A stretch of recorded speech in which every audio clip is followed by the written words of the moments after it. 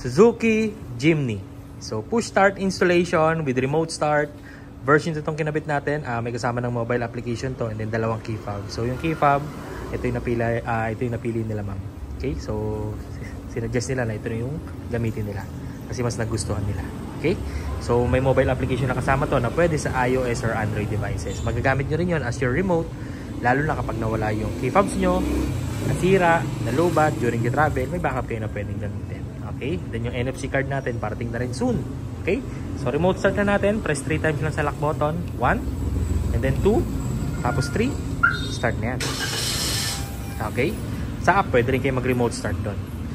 Tapos pag lumapit kayo dyan, mag-automatic, mag-unlock na rin yung kotse nyo. Papasok na lang kayo sa kanya para i-drive siya. Okay? So ganyan lang, pag na-start nyo na, pasok kayo sa loob. Tapos paandarin nyo na lang siya, ganun lang kadali. Sara natin yung pinto. Memorize yan? Natin yung sounds. Tayo maka-copyright. Okay. Tapos ito yung push start button natin. Kulay red yung illumination niya. So bagay na bagay sa Jimny yan, guys. Pag nag-park light kayo yun, halos kakulay niya. Okay. Tapos matic transmission, park lagi, tsaka handbrake. Kapag naka-drive kayo or naka-reverse, never nyo siyang mapapa-start remotely or sa push start button. Tapos pag tumapak ka ng brake, kahit hindi ka pa umaalis, may feature po siya na nag-auto lock lahat ng doors. And then even naka-under yung kotse mo, unlock mo lang or lock mo habang uma-under yung makina mo, pwede. So magagamit mo yan if ever may bababa ka lang saglit, kahit hindi mo napatayin yung kotse mo, ilock mo sa labas, pwede. Kasi sa ibang system or sa stock system, hindi siya pwede.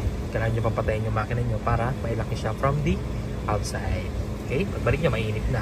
So pag nakaganito ka or naka-aftermarket system ka, kahit naka-on yung makina mo, pwede mo siyang i-unlock, pwede mo siyang i-lock nang nasa labas ka. Okay? Tapos pag gusto mo patayin, pwede sa application or dito na lang, kapag may brake, isang pindot, patay na yan.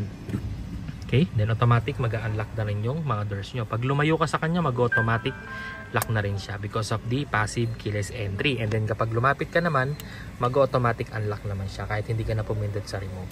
And then that feature can be disabled anytime. Sa remote lang ginagawa. May gagawin lang kayo ditong combination, then madi-disable na siya. And you can also enable that feature naman anytime. May combination lang din kayong gagawin. Alright? Pag gusto mong start, apak lang sa brake, isang pindot,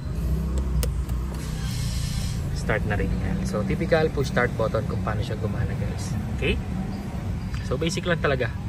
And then yun, 2 years warranty to, guys. Reversible ang process of installation, meaning pwede nyo pa rin siyang ibalik sa disusing system anytime you want.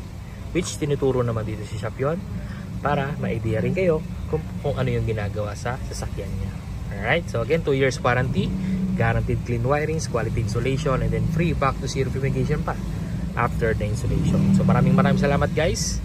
Bye!